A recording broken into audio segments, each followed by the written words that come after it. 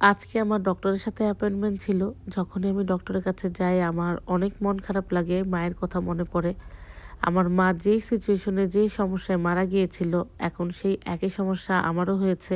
মানে প্রেশার হঠাৎ করে নিচে ১২০ আর উপরে ১৭০-৮০ হয়ে যায়। তো মা ওই সিচুয়েশনে স্ট্রোক করেছিল। আর আমি ওই সিচুয়েশনে এমার্জেন্সি হসপিটালে ভর্তি ছিলাম। তো যে কারণে মনটা খারাপ লাগে, আমি মায়ের ডাক্তারকে অনেকবার প্রশ্ন করেছিলাম যে হঠাৎ করে যদি প্রেশার বেড়ে যায় তখন আমরা ওই সিচুয়েশনে ডাক্তারের কাছে আনতে আমরা কি করতে পারি? তখন একই কথা উনি বারবার বলেছিল যে হসপিটালে আনবেন।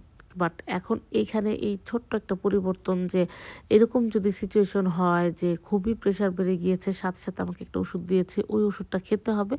তারপর হসপিটালে যেতে হবে। আর ওই ওষুধটা খাওয়ার পর যদি প্রেশারটা কমে যায়, তারপর ইমার্জেন্সি হসপিটালে না গিয়ে এই ফ্যামিলি ডাক্তারের সাথে কথা বললেও হবে। তো এই তো এই ওষুধটা যখন আমাকে ডক্টর দিয়েছে তো আমার খুব মন খারাপ লাগে যে এই ওষুধটা যদি মাকে খাওয়াতে পারতাম। এগুলো নিয়ে এভাবে ভাবা বা মন খারাপ করা কোনোটাই আসলে ঠিক না। কারণ সবকিছুই হচ্ছে ভাগ্য, এটাই বিশ্বাস করতে হবে। তবুও মনে পড়ে যায়, কিছুই করার নেই। যাই হোক, ডক্টর আমাকে অনেক প্রশ্ন করল যে কি আরও সমস্যা হয়? কি কারণে প্রেশারটা এত বেশি কম হতে পারে? তো সবকিছু জেনে অনেকগুলো টেস্ট করতে দিয়েছে। এই টেস্টগুলো করার পর উনার কাছে রেজাল্ট চলে আসবে। আর তারপর উনি যদি দেখে যে কোনো সমস্যা তখন আমাকে ফোন দিবে। এখানকার ডক্টরদের খুবই ভালো একটা দিক হচ্ছে ওরা অনেক বেশি সময় দেয় পেশেন্টকে। কি হয়েছে প্রবলেমগুলো খুব ধৈর্য সহকারে এবং আগ্রহ সহকারে শোনে এবং কি সমস্যা হয়েছে সেটাও খুব সুন্দর করে এক্সপ্লেন করে দেয় কিভাবে কি করতে হবে। তো সবকিছু শেষ করে আমাদের অনেক বেশি সময় লাগেনি এখানে। সব মিলে মনে হয় 1 আওয়ারের মতো লেগেছে। আর এই হেলথ কেয়ারটা হচ্ছে একদম আমার বাসার নিচে, যে কারণে খুব একটা সময় লাগে না যাতায়াতে। তো এখান থেকে বের হয়েই আমি স্টারামণিকে চাইল্ড কেয়ার থেকে তুললাম, সাহিত্যকে স্কুল থেকে তুললাম। এখানে যেহেতু দিন অনেক ছোট, খুব তাড়াতাড়ি সন্ধ্যা হয়ে যায়।